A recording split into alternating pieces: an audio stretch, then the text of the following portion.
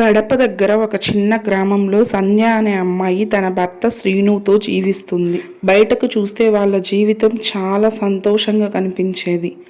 కానీ సంధ్య మనసులో మాత్రం ప్రేమ లేదు.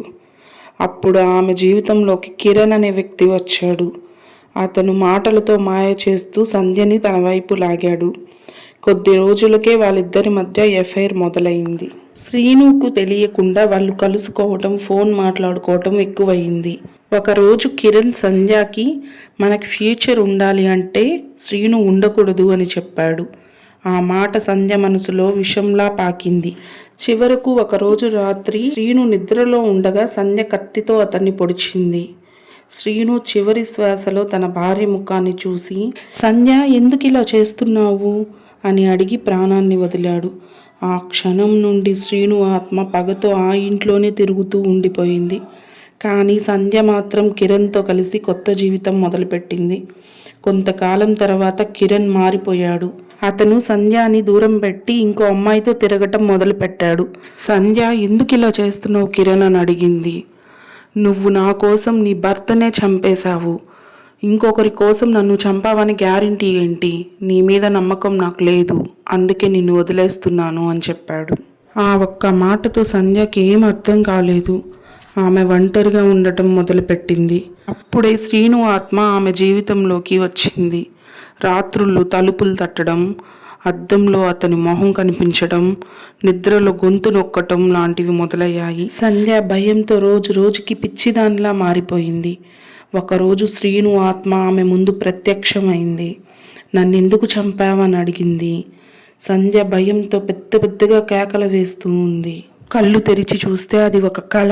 అమ్మయ్య అనుకొని పడుకుంది. ప్రతిరోజు ఇలానే కలలు వస్తున్నాయి. సంధ్య ఒకరోజు పూజారి దగ్గరికి వెళ్ళి జరిగిన విషయం మొత్తం చెప్పింది.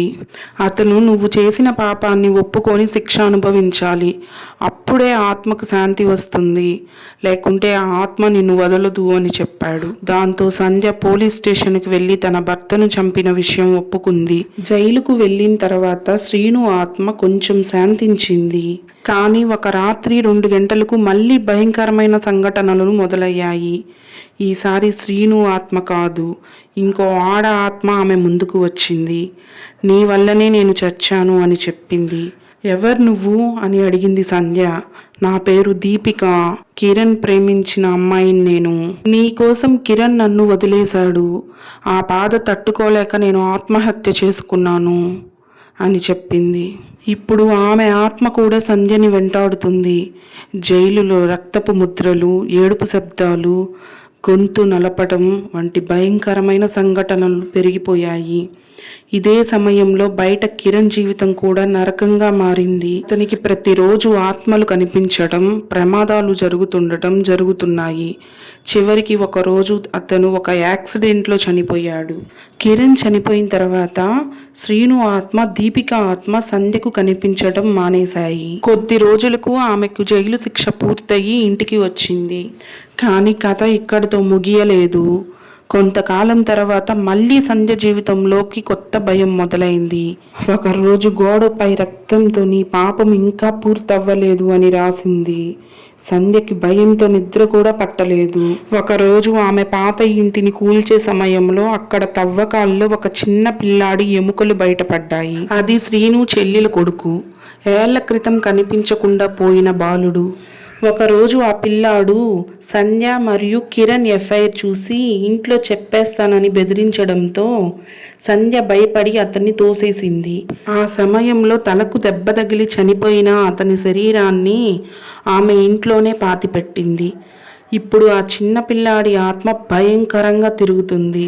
ఆ ఇంట్లో పెద్ద నవ్వులు, ఆడుకుందాంరా అనే గొంతు సంధ్యని వెంటాడాయి. ఆ పిల్లాడి ఆత్మ పగతో భయంకరంగా మారిపోయింది. సంధ్య ఒక పూజారిని కలిసింది. జరిగింది మొత్తం చెప్పింది. నేను ఇది కావాలని చెయ్యలేదు, అనుకోకుండా భయంతో అతన్ని వెనక్కి నెట్టాను. అతని తలకి దెబ్బ తగిలి చనిపోయాడు. నాకేం చెయ్యాలో అర్థం కాక ఆ చిన్నపిల్లాడి శవాన్ని ఇంట్లోనే పూడ్చిపెట్టేశాను. ఇంట్లో అందరికీ కనిపించకుండా పోయాడు అని చెప్పేశాను. అప్పుడు ఆ పూజారి, నువ్వు చేసిన పాపానికి ప్రాయశ్చిత్తం చెయ్యాలి, నువ్వు ఇది తెలియక చేసిన తప్పు కాబట్టి ఆ పిల్లాడి పేరుతో శాంతి హోమాలు జరిపించు, లేని వాళ్ళకి అన్నదానం జరిపించు అని చెప్పాడు. కొన్ని సంవత్సరాలు సంధ్య ఇలా చేసింది. క్రమక్రమంగా ఆ పిల్లాడి ఆత్మ సంధ్యకు కనిపించడం తగ్గిపోయింది. ఒకరోజు రాత్రి సంధ్యకు కలలో శ్రీను, దీపిక చిన్న పిల్లాడి ఆత్మలు శాంతి పొందినట్లు కనిపించాయి. కానీ సంధ్య జీవితాంతం తను చేసిన తప్పుల జ్ఞాపకాలతోనే జీవించింది. సంధ్య మొదట భర్తను చంపింది, తర్వాత ఒక నిర్దోషి పిల్లాడిని కూడా చంపింది. సంధ్య వల్ల కిరణ్ ఇంకొక అమ్మాయి చనిపోయేలా చేశాడు. ఆమె అనుకుంది ఎవ్వరూ తెలుసుకోలేరులే అని. కానీ ఆత్మల రూపంలో ఆమె చేసిన తప్పుకి ప్రతిఫలం తిరిగి వచ్చింది. ఎంత దాచినా పాపం మనల్ని వదలదు. సంధ్య జైలులో శిక్ష అనుభవించింది. కానీ ఆమెకు నిజమైన శిక్ష జైలు కాదు, ఆమె చేసిన తప్పుల జ్ఞాపకాలు, ప్రతిరోజు రాత్రి గిల్ట్ ఫీలు, ఇవి ఆమె జీవితాంతం వెంటాడుతాయి. మనసులో పశ్చాత్తాపం ఉంటే అదే అన్నిటికంటే పెద్ద శిక్ష. ప్రేమ పేరుతో చేసిన మోసం నాశనం చేస్తుంది. పాపం ఎప్పటికైనా మనల్ని వదలదు. తప్పు చేసిన వాడు తప్పించుకోలేడు. కానీ నిజంగా మారితే, మార్పు అనేది వస్తే అదే మనిషికి శాంతినిస్తుంది.